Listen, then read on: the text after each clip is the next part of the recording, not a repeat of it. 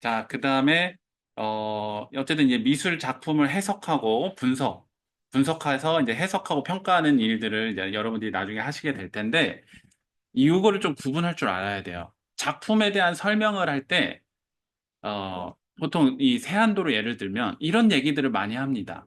혹시 전시 설명이나 이럴 때 해설 이런 거 들어보면 요게 논어에 써져 있는 문장이에요. 추운 겨울이 된 연후에야 소나무와 측백나무가 여전히 푸르름을 한다. 이게 논어에 써진 멘트고 실제로 요게 요 구절에 영향을 받은 건 맞긴 합니다. 그리고 이 김추사 김정희가 이 세안도를 그릴 때는 자기가 유배 와 있는데도 전혀 변치 않고 자기한테 자주 찾아와서 자기를 도와준, 보필해준 제자에 대한 고마움으로 이 그림을 그려준 거거든요. 유배지에 갇혀 있는 스승에 대한 제자의 변치 않은 충정. 그러니까 내가 시련을 당하고 보니 이 너가 여전히 나에 대한 생각이 변함이 없음을 내가 알겠다. 이 마음을 이 논어의 구절에 빗대서 이걸 그린 건 맞아요. 그래서 그런 제자에 대한 고마움과 자신이 처한 그런 시련, 이런 현실을 담은 것도 맞습니다. 근데 이런 얘기를 위주로 하잖아요. 그럼 미술사 이 내용들을 가만히 놓고 보면 작품에 대한 얘기가 하나도 없어요. 김정희가 이걸 그릴 때 이런 필목법을 왜 썼는지, 이런 필목법을 쓸 때 어떠한 회화 이론을 갖고 있었는지, 왜 이렇게 까끌까끌한 붓질을 했는지, 그리고 왜 주변이 생략되어 있는지. 이게 작품 그 자체의 그 작품 자체에 집중해서 하는 설명이잖아요. 그런 얘기를 하는 게.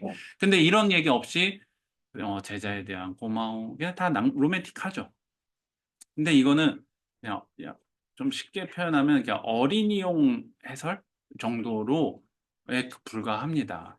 근데 미술사를 업으로 삼으려면 업으로 삼는 분들은 여기서 더 나아가서 왜 이렇게 비어 있는 공간이 많고 왜 문 없는 이렇게 횡 뚫려져 있는 집을 그렸으며 왜 이렇게 물기가 하나도 없는 붓으로 까끌까끌하게 그렸는지 그리고 이런 논어의 문장을 빗대어서 쓴 건 맞는데 이건 어떤 의미인지 이런 얘기들을 할 줄 알아야 돼요. 이게 바로 우의어물, 유의어물입니다. 그러니까 유의어물은 이게 유가 체류하다 할 때 유자예요. 머무르다. 뜻에 머무른 뜻에 머물 것이냐 아니면 이게 기댈 우자거든요.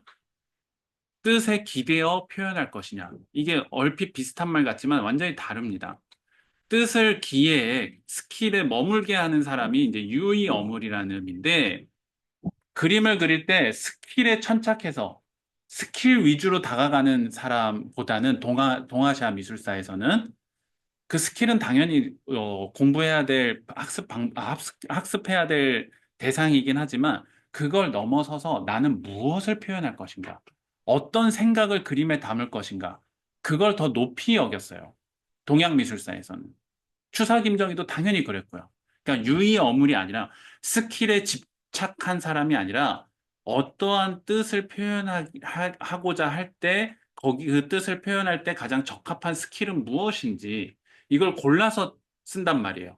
이게 우의 어물이라는 거거든요.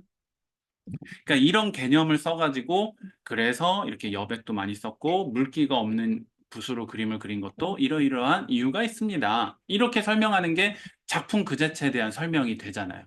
그렇죠? 그래서 미술사를 공부하는 거는 이런 것들을 하기 위한 소스, 재료들을 학습하는 거다. 그렇게 이해를 하시면 됩니다. 이거 다 나중에 배울 거예요. 실제로 김정희의 이 세안도는 이게 원나라, 중국 원나라의 예찬, 화풍의 영향을 받은 거예요. 이런 얘기도 할 줄 알아야겠죠. 딱 봐도 비슷하죠. 뭔가 까끌까끌한 붓으로 그림을 그린 거 하며 뭔가 휑하고 딱 봐도 굉장히 스산하잖아요. 분위기가.